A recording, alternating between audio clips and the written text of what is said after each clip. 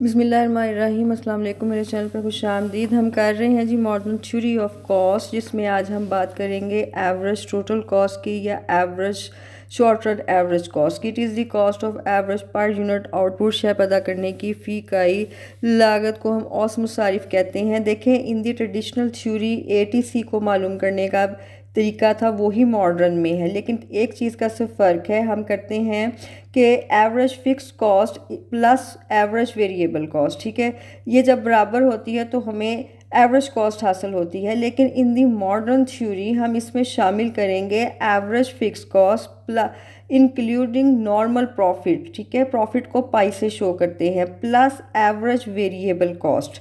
अच्छा, आपको normal profit कब मिलता है? देखें, जब आपके टोटल रेवेन्यू बराबर होते हैं टोटल कॉस्ट के, तो उस सूरत में हमें नॉर्मल प्रॉफिट हासिल होता है। अब टोटल कॉस्ट का तो आपको पता है कि जितने भी एक्सपेंडिचर्स आते हैं कुल आपकी शय को पैदा करने के ऊपर, ऑल एक्सपेंडिचर्स, वो उसमें उसको हम कहते हैं टोटल कॉस्ट।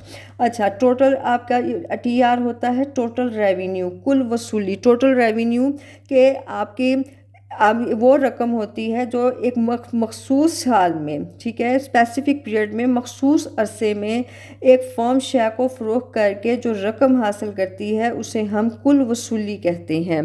कि it is the total amount obtained by a firm after selling its total output producing during a specific time period, it is called total revenue। जब भी टोटल रेवेन्यू बराबर होंगे टोटल कॉस्ट के तो firm को normal profit हासिल होगा। अच्छा, अब यह जी कि ATC कर्व फास्ट continuously up to the level of output Q2 at which the reserve capacity is exhausted, beyond that level SAC start rising. देखें ये है आपका SAVC का ख़त, ठीक है, ये आपने लास्ट लेक्चर में भी किया था। ये सॉसर टाइप होता है, ये पहले गिरते हैं फिर कांस्टेंट होते हैं फिर उसके बाद चढ़ते हैं। ये जो आपका कांस्टेंट हिस्सा है ये रिज़र्व कैपेसिटी को शो करता है। अब वो ये कह रहा है कि जो एवरेज कॉस्ट का ख़त है इन दी मॉडर्न थ्योरी औस लागत का, ये पहले मुसलसल गिरते हैं एंड इनका वहाँ पे होता है जहाँ पे फ्लैट स्ट्रेच का की हद ख़त्म होती है, यहाँ से ये ऊपर चढ़ना शुरू हो जाते हैं। फर्म की प्रोडक्शन जब अपनी बढ़ाती है OQ1 से OQ2, ठीक है, तो उस यहाँ इसके अंदर बढ़ाएगी रिज़र्व कैपेसिटी के अंदर, क्योंकि उसने गुंजाइश, मज़ीद गुंजाइश रखी हुई है। रिज़र्व कैपेसिटी का मतलब है मज़ीद गुंजाइश, ठीक है, मज़ीद गुंजाइश रखी हुई है प्रोडक्शन को बढ़ाने की। जहाँ उनकी डिमांड बढ़ेगी वहाँ अपनी प्रोडक्शन और ईज़िली बढ़ा सकते हैं। इस दौरान उनकी लागत में, मुसारिफ में, कॉस्ट में इजाफा नहीं होगा। ये इतना एरिया उन्हें सेफ कर लेता है क्योंकि उन्होंने पहले ही गुंजाइश रखी हुई है। जहाँ उनकी प्रोडक्शन की हद पूरी हो जाती है उसके बाद ये फ्लैट स्ट्रेच के अंदर, तो यहाँ के बाद आपकी एवरेज कॉस्ट बढ़ना शुरू हो जाएगी।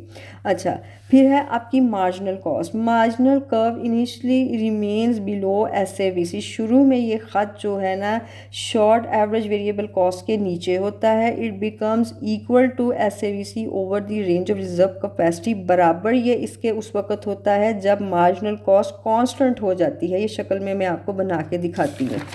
अच्छा, उस दौरान वो कहता है कि आपके अवाइल SATC falls continuously over this range. ये देखें मुसलसल, ये आपका MC है, ठीक है, ये नीचे है SAVC के, फिर ये बराबर है कांस्टेंट हो गया जहाँ पे SAVC कांस्टेंट है। अच्छा, मुसलसल आपके जो AC हैं ये गिर रहे हैं, ठीक है, और उसके बाद इन्होंने चढ़ना शुरू किया।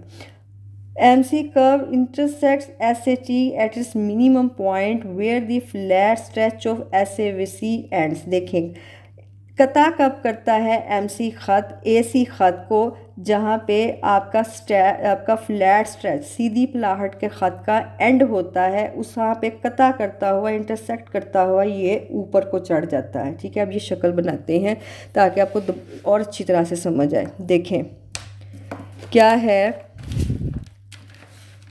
आपने ये दोनों शक्ल लास्ट लेक्चर में की हैं कि AFC गिर रहे हैं और आपका जो SAVC है ये सॉसर टाइप का ख़त है। हमने क्या किया है, OY ख़त पे AFC, SAVC, आपके SAVC, SAC और MC को लिया, ठीक है जी।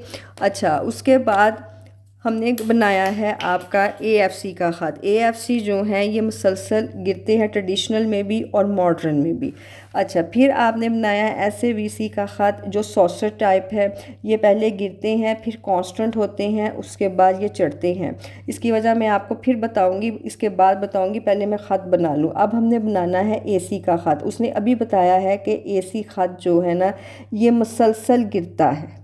एंड इसका कहाँ पे, ये देखिए मुसलसल गिरेगा, गिरता गिरता इसका एंड यहाँ पे होगा, यहाँ पे, ठीक है।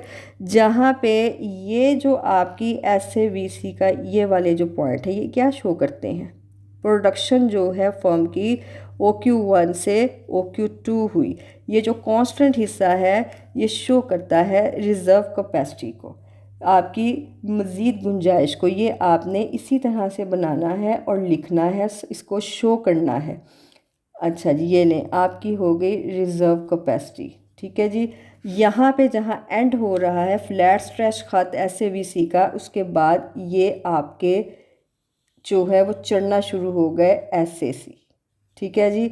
शॉर्ट रन एवरेज कॉस्ट आपकी चढ़ना शुरू होगी इन दी मॉडर्न थ्योरी। अब बनाए MC का ख़त। MC का ख़त जो है ये पहले उसने कहा है कि गिरता है, ये ले, ठीक है, MC गिर रहे हैं, फिर ये कांस्टेंट होते हैं, इंटरसेक्ट करते हैं SAC को जहाँ पे फ्लैट स्ट्रेच का एंड होता है। यहाँ पे ये कांस्टेंट होते होते ये देखें यहाँ पे, उसके बाद ये इंटरसेक्ट करते हुए ये ऊपर को चढ़ जाएंगे। ये बनना आपका MC ख़त, ठीक है।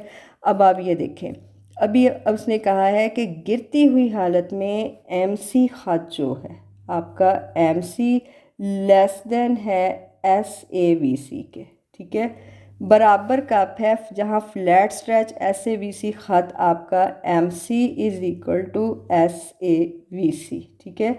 बढ़ती हुई हालत में आपका MC जो है ये ग्रेटर देन है SAVC के, ऊपर कोई ख़त है।